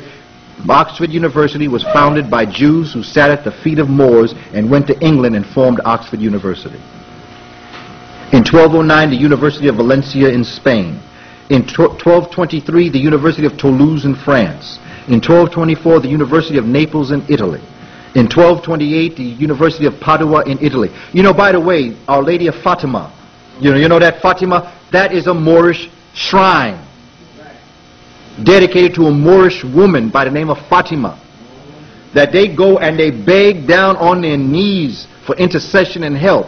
What they don't tell you is that who they are praying to is an African woman. The shrine of Our Lady of Fatima. Fatima is a Moorish word in itself. In 1245, the University of Rome in Italy. In 1250, the University of Salamanca in Spain. In 1257, Cambridge University in England. In 1279, Coimbra in Spain, Portugal. And in 1290, the University of Lisbon in Spain, Portugal. These are universities founded where the teachers, the original teachers that studied, sat at the feet of Moors like the Greeks did with the Kemites, sat at the feet of these Africans, learned information, and returned back to their country and started these universities. Now, before I keep going at 7:29, I just want to make sure in terms of time. How are we in terms of time? Okay. 86. Sure. Okay. Okay. Okay. So how much time? Okay. Let me tell you something about, let me first tell you something about the end of Moorish rule. By 1492, the Moors had lost all of Spain except the Kingdom of Granada. The Christians, although not free from internal disputes, were finally united by the marriage of Ferdinand of Aragon and Isabella of Castile, which joined in peace the formerly hostile royal houses of Aragon and Castile. The united Christian forces surrounded the city of Granada and blockaded it for 8 months. The Moorish king Abu Abdallah, known as Boabdil, finally surrendered. The Moors lingered in Spain for a little more than a century. By 1610, through expulsion and migration, 1 million, among them many Jews, had returned to North Africa and Western Europe. This expulsion set back modern civilizations. Now, the edicts of Theodosius in the 4th century, let's step back. The edicts of Theodosius in the 4th century closed down the temples of the Egyptian mysteries, as well as the philosophical schools of Greece. The Emperor Justinian in 529 ACE followed in the same path as Theodosius. Thus an intellectual darkness descended over Christian Europe and the entire Greco-Roman world. It lasted for centuries until the Moors came in 710. Cardinal Jimenez de Cisneros started massive burnings of African and Arab books. It inspired a similar bonfire of Native American books by Bishop de Landa in the Yucatan. Catholic Spain compelled Spaniards to destroy many Moorish manuscripts that the conquistadors acquired after the fall of Granada in 1492. According to Pascual Gazangos, Cardinal Jimenez de Cisneros ordered the burning of nearly 800,000 books in a public square of Granada. The cardinal is said to have asserted that since the books were all in Arab, they were Korans and therefore dangerous. Now, what I want to do is this. I would like to bring things together for us to understand just a couple of principles that I think are very important. And my brother, would we be able to play any of that music? In terms, because I just want to let you know that. Okay. I thought that the brother said that you could. Basically, okay. What I did was this. I brought a tape. In fact, I brought a tape with 2 different albums on it. One was Miles Davis. It was called Sketches of Spain. Another piece I did was John Coltrane did an album he called Olé. In both of these albums, John Coltrane is very important. In Philadelphia, he was very impacted by the Islamic community, the Nation of Islam, but also Moorish Americans. And in particular, a group coming from Pakistan carrying the Moorish tradition known as Ahmadiyya. Ameddiyya. In Philadelphia, had a strong impact. These were Moorish Americans, okay? These were Pakistanis with the Moorish influence, but also the followers and the believers of the Honorable Noble Drew Ali also were in Philadelphia. So out of the influences that Islam and the Moors had on John Coltrane then took that consciousness and did an album called Olé. I brought a copy of it to play while I present it to you, but in its absence, I encourage you to go and see if you can find this, and you will hear jazz, and then the Moorish impact it has on jazz, and then see the African-American experience as it is with jazz. Now, Miles Davis, he heard a song done by a man by the name of Joaquin Rodrigo, who did, the Spanish bullfight song. It's called Concierto de Aranjuez. And he was in L.A. in 1959, and he was introduced to this song by a Native American from Mexico, who told him, Miles, check this out, man. You can do this. And he said that he started playing this song, Concierto de Aranjuez, for Miles Davis, and Miles said that this song just stayed in his mind and stayed on his mind until he got back. He called Gil Evans, who was one of his arrangers. And he and Gil sat up and he did this album, Sketches of Spain. And this is what he says. The Black Moors, this is what Miles Davis is talking to Quincy Jones in his autobiography. The Black Moors were over there in Spain because Africans had conquered Spain a long time ago. In the Andalusia area, you have a lot of African influences in the music, architecture, and a lot of African blood in the people. So you had a black African thing up in the feeling of the music, in the bagpipes, in the trumpets, and in the drums. So Miles was aware. And so he brought this consciousness to his music, and this is why Miles is so great, was because he was able to take a consciousness with his weak points. Let's put them aside for a while. Let's view the brother's music. He knew his consciousness, and he knew how to adapt the Moorish influence. So I wanted you to be able to hear the Moorish influence that was on Miles Davis at the time that he did Sketches in Spain in 1959. But, and again, I have all of this in the back along with a few other pieces, but what I'd like to do is tell you about some of the things that I've brought. I'd like to introduce to you that's going to connect all of these pieces together, because I think we have to connect this so that we can begin to see where the connection is. And then what I'd like to do also is I'd like to show you something that will demonstrate this connection. When I first came to you and I began to develop ideas in terms of developing information, what I did was that I presented ideas in terms of the Kemetic origin of the universe. And in giving you the Kemetic origin of the universe, what I showed you was how Africa had united the whole world in this Kemetic thought. Let me show you what I mean. If I were teaching a curriculum, and the material is back there to support this, if I were to teach a curriculum, I would begin with teaching the Kemetic origin of the universe, which in and of itself has a connection. It has a connection in a number of different ways in terms of the overall program. Okay. Now, in the back, I have a photograph of the Shabaka stone. The Shabaka stone should be in every one of our homes, because the Shabaka stone is a primary source that goes back many years. It is important for, when people say to you, well, where are you getting this information from? You can show them where you're getting it from the Shabaka stone. I also have a translation of the Shabaka stone that will show you what it meant in terms of the development of astrophysics amongst the Kemites. What we do is we look at two of the philosophies in this Kemetic origin, but then we take it down to the first one is the primate of the essences, the second one is the essences of pre-existing order and arrangement, and then the third one is the essences of order and arrangement. Now, from the Kemetic origin of the universe, I would then take you to the African origins of solar history, which then tap into the Dogon knowledge. And the Dogon knowledge talks about Numo and Ama, which is a further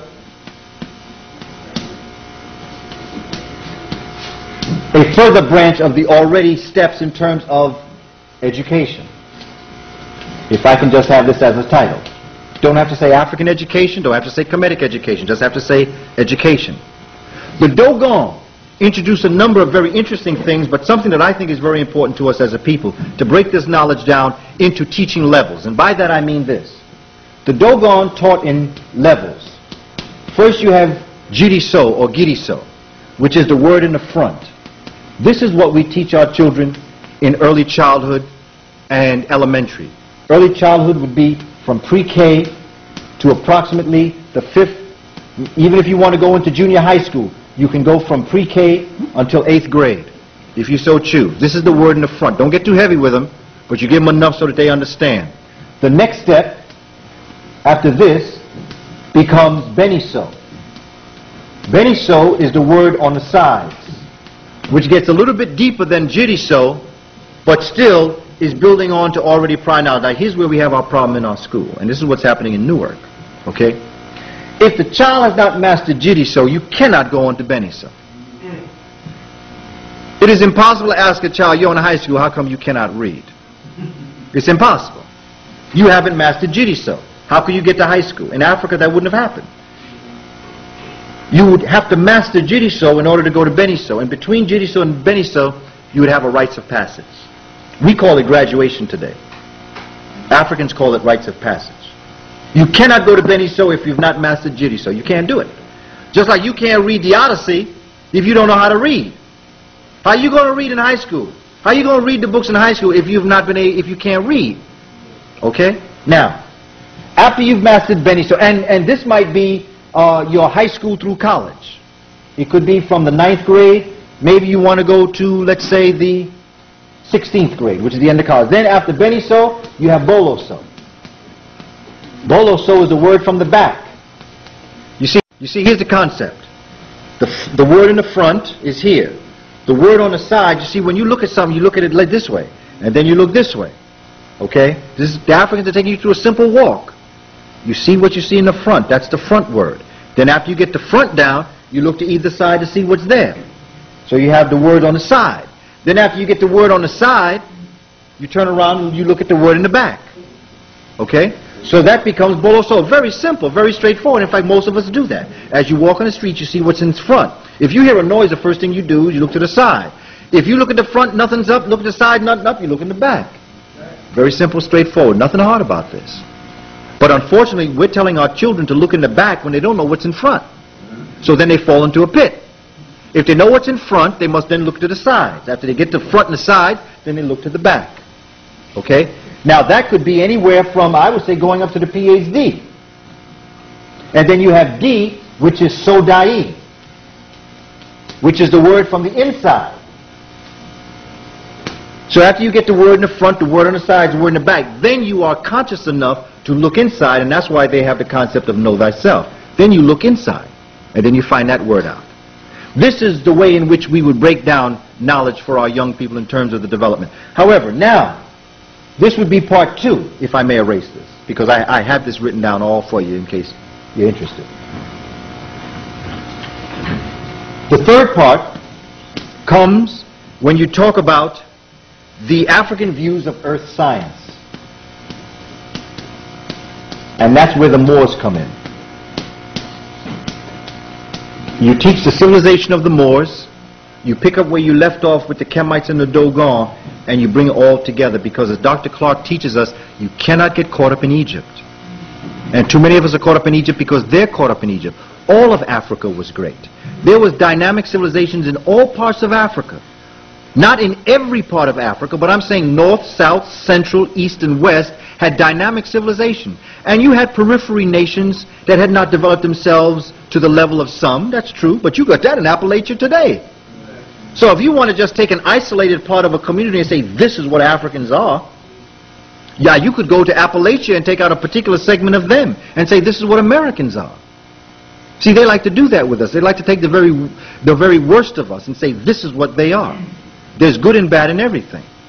But they tend to want to just make us look like this is exactly what we are.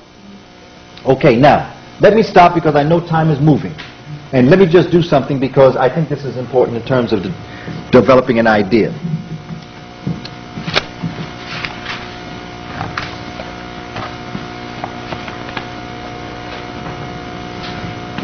I've done this with you many times before. George G.M. James calls this the law of polarity or the law of opposites. That everything that exists in our world comes about through opposing forces, and that's true. We, all of us in this room right now, are an example of opposites coming together and creating us. It's the original concept of the Trinity. Each and every one of us is an end result of our mother and father joining in one and bringing us forward. We are not our mother, we are not our father, we are a divine balance of both mother and father. And our brothers and sisters are both the same kind of dynamic balance of the same. And everything in the universe comes together. This is why I'm frightened to think that some of us might think that God is a man only. That's very frightening to me. Very frightening to me. It is very frightening for me to see women accept that thought. It's very frightening to me how we could actually think that God is a man only. It's absolutely frightening. And this is something that we're going to have to overcome. I know some of us are frightened to think in terms of God being a woman, but God is a woman too. In fact, the original concept of creation is that divine balance of both male and female. That is why there's only but one God, because there's only one essence that can be both male and female. No matter what Eddie Murphy says, there's but one concept of male and female, and that's God. And if you mess with something other than that, you're going to get caught. Okay. I don't mean to bust on my brother like that. But hey, look, you walk the earth like the whole world is watching you. When you get in a position like that, you better believe all eyes are on you. That brother was set up on the highway, just like Ennis Cosby was. He was too. And if we as an African folk don't walk this earth understanding that people, I act like people. Every time I speak on the phone, I talk. When Brother Nooney speaks to me, it's almost as if someone has cut into our conversation. I would not say anything to this brother that I would not want someone else to hear. Because I assume that my phone is tapped. I assume that when I walk down the street there are people watching me. There may not be anybody watching me. But in case, you see, whatever I got to do, I hope I'm smart enough not to get caught. See, the brother should have stayed off that block at 4:45. When you don't, you get yourself in trouble. But see, that's what happens when you go out there to Hollyweird. When you associate with them people. When you associate with them people, that's what will happen to you. I don't think he was like that when he was hanging in Jersey. I don't think he was like that. That's what happens to you when you associate. When you are sane and you associate with insanity, you become insane. You're not going to make insanity sane. That's what my mother always said. Never argue with somebody who is insane. Because either you're not going to make them sane, the only thing is you'll go insane. Or you'll walk away without even, so you wasted your time. You see? But this is what happens, you know, when we get ourselves centered in those kinds of situations. Okay. Africans said that they could put everything they needed to do on the universe, everything that had to do with the cosmos could be put on here. It's the law of polarity.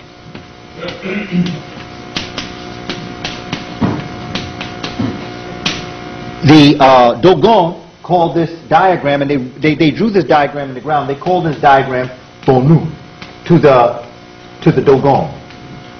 I have some material on the Dogon also, in case you're interested, because I cannot tell you everything. You can see where I'm heading with this. I can't tell you all I want to tell you. And if I showed you how much I really would like to tell you, it would be difficult. So what I attempt to do is I try to give you a general understanding, but have background material that you can have at your leisure to be able to expand the base of knowledge. So when I say the Kemetic, the Kemetic origin of the universe, you might have never heard that term before. But I have videotapes and outlines back there that will expand it for you, so that I don't have to get too deep into it here. The law of polarity says that you can take all of the elements on the earth. Now, help me out with the elements. What are the four elements? Air, fire. Okay, fire. Air. Water. Water. Earth. Good. Earth. Okay, but now Ken might say, now we can take this another level because every element has a characteristic. What can both fire and air be? It's on the order of what makes steam. It's hot. Good. Okay, now with children now, I could do this in kindergarten. If you know this is hot, what do you know water and earth can be? That's right. Now, what can both air and water be? Moist, or give me a W word. Wet. Good. Now, if you know that air and water is wet, what do you know fire and earth is? Dry. Ken might say, but you can take this a step further because we can put all of the colors on here. Let's go through some of the primary colors. What would red be? Red. Red. Good. What would air be? Red. Blue. Primary color. Oh, primary. White doesn't exist. Yellow. How about water? Good. Earth. Interesting. Wow. Let me give it to you because you might not get it. Indigo. Blue-black. It's like a blue-black. In fact, it's called India blue. It's called Indian black. Indigo. Because it's that blue-black. And the reason why they call it Indian black is because that was the complexion of the people that they saw. They were blue-black. And if you go to parts of India, you see people blue-black. I mean, they're dark, very dark complexion. On a hue that moves beyond the brown. Deep into the blue. Deep into this blue-black complexion. Well, of course, you know, because blood is blue. You know, the reason why it turns red is because oxygen hits it. But blood in your vein, that's why your veins look the way they look. They look blue or green because that's the color of your actual blood. But once oxygen hits that blood, it makes it red.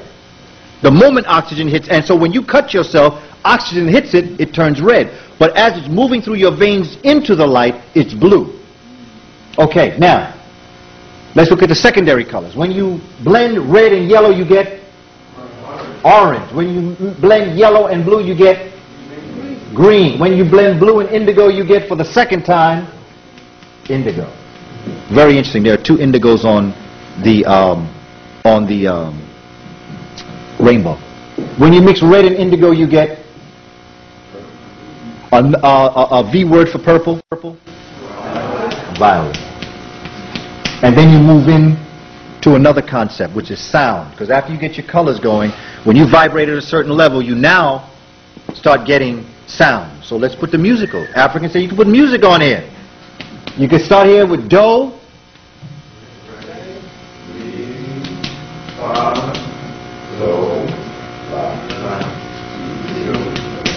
And back to do.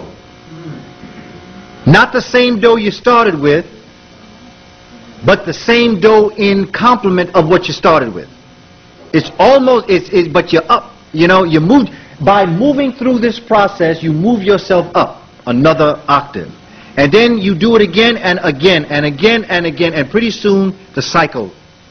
Africans were well aware of this. So don't believe them when they say that Africans are the pentatonic and Europeans are the diatonic. Africans are both diatonic and pentatonic. Well, they said that there's a certain rhythm, that pentatonic is really what jazz is about, and that this is more like a do, re, mi. Diatonic is more of a scale that deals with the do, re, mi, fa, sol, la, ti, do, whereas the pentatonic scale has a different beat, and jazz is a representation of that ability. It takes it off another scale. That's pentatonic. Okay? Now, everybody got this? Okay, let me just tell you one other thing before we move on. They say you can put every atom on here. You can put every atom. Let's go through the atoms. The four basic atoms of our Earth are atoms. A-T-O-M-S. Atoms. Okay? You have hydrogen. Where would hydrogen go? I'll help you. Hydrogen goes there. Air. Good. Earth. Good. Fire. It's the one that's the fire in us. It's what creates organic life. Carbon. Now, before I erase this, I want to tell you something. Everything that you need to know about the cosmos is right on the board right now. There's not another thing you need to know. If our children understood these essences, they would understand everything about the universe. I'm not saying everything is there. I'm saying the basic. What is when you bring it down to the lowest common denominator, life is right on this board right now. This can be taught in kindergarten. Melanin comes out of the concept of carbon. When you bring the carbon atoms together, hydrogen, 4 hydrogen equals 1 helium. 2 helium. When you fuse 2 helium atoms together, you get 1 carbon. When you fuse 4 helium, which is 2 carbon, which is 8 hydrogen, you get oxygen. And it becomes that through thermonuclear reaction constantly. As you double your concepts of hydrogen and helium, you then create all of the other elements that become 109 elements, so-called. There's many more. There's many more that the European has no concept about, and that Africans up in the Ambas of Ethiopia are well aware of, but they're not talking about it because the ears aren't friendly nowadays. When the time gets right, there's a lot of this information that we think is forgotten and hidden that's going to come back amongst us. It's already amongst us now, and people are letting it out little by little. But only someone who doesn't understand the times they're living in is going to stand on 125th Street and talk about all that they know. Because all ears aren't ready for this yet. We still got a lot of more fundamental things to do in terms of our community. The people who stand out and talk about, there are truths. We are not alone in this. And for any of us to think there is not life off this planet, we're in very serious trouble. And I'm telling you, for us not to think it's going to come back, we're in double trouble. And for us not to realize it's going to look like Yaphet Kotto and Esther Roll, we're in double trouble. Because if life does come back on this planet, believe me, it's going to be a black planet. Believe that. And believe the people who are going to come back may not look exactly like us, but they are going to have to be of a dark hue. Because life comes out of the dark. And all you have to do is look at the cosmos, and you see the cosmos is black. And the identification of life in the cosmos is all that comes out of black. Human beings range from light black to dark black. Europeans being light black and Africans being dark black. That's what life is about. And if we don't hook into this concept, people are going to be in very serious trouble. Okay, now, remember this concept, because I want to show you something. And I have material that can substantiate this in the back. Everything I'm talking about, I can tell. Just talk to Candace. Candace will help you out. You know, I named my daughter Candace after the queens of Ethiopia, who chased the Romans out of Ethiopia. I named her that so she would do the same. Good girl. Yes, please. And it's going to happen. Okay, Ziriab. Ziriab was a brother, brilliant brother. He brought a lot of different knowledge to Africa, from Africa to Europe. He was born in Mesopotamia and got into Al-Andalus in 822. Now, there is something known as a lute. A lute is an instrument very much like a guitar. The lute has 4 strings. Now, I want you to remember that model, because I want to show you something. The lute had 4 strings. Now, the first string they called the zer. Zer. The zer was a treble string. In it being a treble string, the color of it was yellow.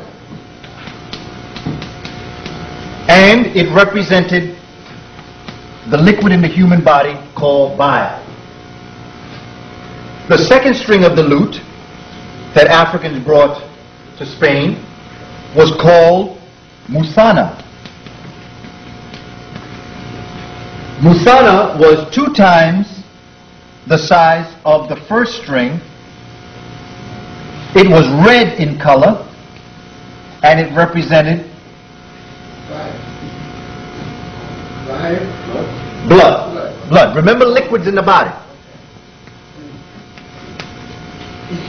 Now you can get to understand how heavy these Africans were, because there's something they're doing with this, and it's something that you're going to see that's going to formulate itself, and you're going to understand the importance of music. Exactly. Watch and see what they're going to do. Now this is absolutely brilliant. You know, a year and a half ago, when I didn't even realize how deep these African folk were. I am constantly awed at the fundamental biological brilliance of our people. I have no problem understanding why they treat us this way. I have no problem understanding this, and I'm surprised that we're just sitting back not aware. You know, but yeah, brother, but you know, we're sleeping like we got a whole lap full of gold, and we're not even conscious that there are people watching us want to steal it. You see, we're sitting with gold all around us, our wisdom, our knowledge. What we could do in this room with that building you're going to buy, you could create a university where people from around the world will want to come to study with you the way we want to send our children to Oxford University. You have it in your power to create universities that go beyond everything that exists in the world today. We have the ability to create another Timbuktu, or another Walata, or another Gazagamu in Nigeria, or Katsina. We can create the Ifit at Waset, or the Grand Lodge of Luxor. We have it within us to do that. Right fundamentally with just what we have right here. If we could just get a building and then begin to formulate that building. I guarantee you this, and we're going to do this. Yeah. The third string was called Musalaf. This fourth string was 2 times the size of the second string. It was white in color, and it represented phlegm. Phlegm, spittle, and mucus, okay? The fourth string was called Bam. It was 2 times the size of the third string. It was black. And it represented hormones. What you secrete, your melatonin, your serotonin, your salivary glands, all the things that are released through your endocrine system, all of your glands that throw off all these, your immune system, all this. Bam, black. And there's a reason why it's black. Okay? This is some heavy stuff here. I was just flabbergasted because you're going to see something when all this is done. Okay. They said, the Moors, that just like everything in life has its opposite, that these, in fact, were opposing strings. And that in the guitar, you could sing the song of life in a guitar if you understood how to strum what string when. So music is not just about playing in harmony, although you do that. Music, it can soothe the savage beast. That's where it came from. The concept of music. Music is not entertainment to boogie down. Music is that when you play music and you dance, it heals you. And it does.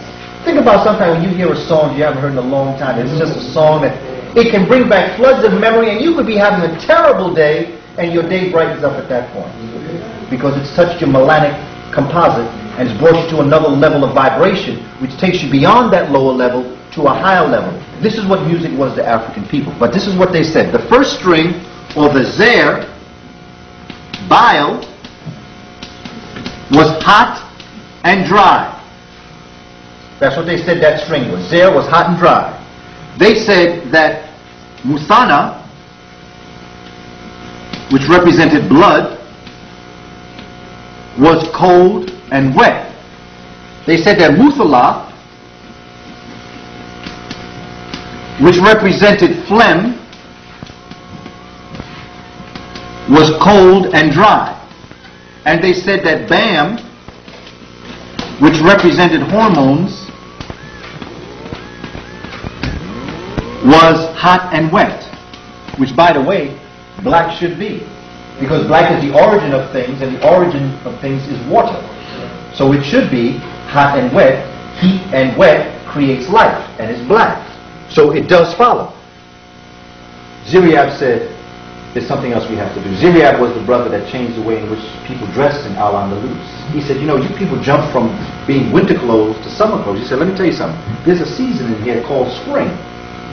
That I think not only should you change your form of dress, but you should change the fabric. So this brother brought from all around the world different fabrics. He changed the way in which people dressed. He noticed that Europeans and basically Al-Andalus, when they sat down and ate, they just sat down and ate everything. They ate a little bit of dessert, they ate a little bit of this, they ate some bread, they ate vegetables, they ate meat. He said, no, soup to nuts. He said, we're going to break this up into courses, because he understood the digestive system of the body. And so that's why when you first start eating, you eat fruit, because fruit is what assimilates best in your body first. Then you go to your things that are like your salad, roughage. And then you go through your meal, you see. And then you don't drink. You either drink a half hour before or after, so you don't even have anything to drink at your table. You should have nothing at your table to drink when you're eating. It shouldn't even be on the table. Because you should not be eating and drinking at the same time. Not to mention some of the things that you do at the table. But I'll have to come back and talk. We have to talk about health and nutrition about that. Forget the more, we have to talk about health and nutrition. So when we're going to plot this on the map, this is what we then start looking at. We see that we are going to say this is wet, this is dry, this is hot, this is cold. We have Bam, Musana.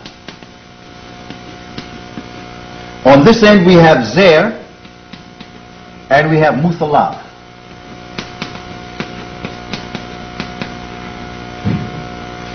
Ziriab said, there's something missing. Ziriab added a fifth string to this lute.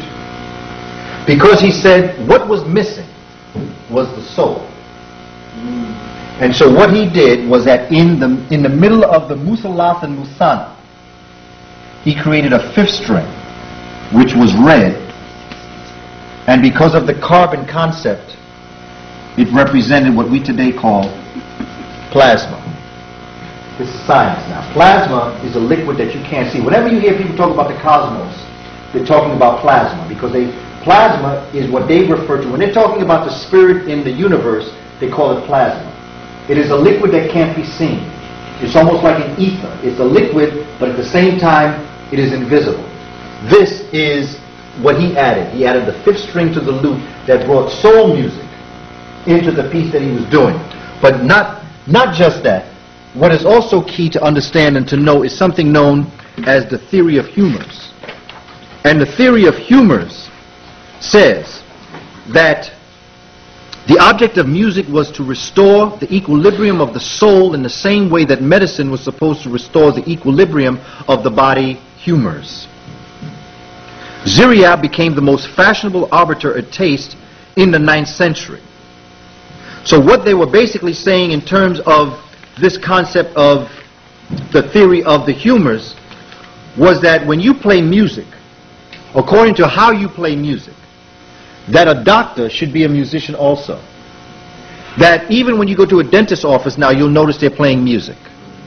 You'll notice that they're playing music in a lot of different areas. What I am suggesting in our classrooms, at least beginning with art and beginning with other subjects, we must introduce the music, and that was one of the reasons why I was going to have the Miles Davis piece and the John Coltrane played for you, because I could have told you that upon listening to that music and then listening to this presentation, you would have assimilated something. As opposed, see, we're learning in silence too much. The reality is that music, particularly jazz, and even parts of hip-hop, can be used. Not all music. Now, I'm not just saying play music. I'm saying there are kinds of musics that can be played, particularly with quarterphones. Quarterphones are stringed instrument that can be played, and while it is played, it can help you. It becomes like an escort of knowledge into your mind to become comprehended by what it is that you're learning. And this is what they were aware of in terms of the development. They understood the opposites. They understood music. They had drums. They had all sorts of quarterphones. They had this kind of concept in Africa that they then brought into Europe that we now today, because now they'll tell you in a minute now classical music, but classical music comes directly out of the Moors. In fact, a harp, a piano is a harp turned sideways. You see, they don't have it in their hands to be able to play the harp, so they never could play the harp properly. So what they did was to offset their inability to be able to play the harp, they turned it sideways and encased it in wood. And instead of strumming the harp this way, they hit keys that then would pump and hit the string another way. And that was the creation of the piano. Not to mention, of course, that the Moors created the piano because they brought the wood from Africa to build it. My brothers and sisters, there's so much more that we can say, but one of the things that I really want to leave us with is an understanding. It's the same understanding that I leave us with every time I get a chance to come before you, and that there is nothing new under the sun. I have brought a few copies of a piece that I did. It's called Kaya Nerikawa. Kaya Nerikawa in the Native American language of the Haudenosaunee, or who are called the Iroquois, means the great law of peace.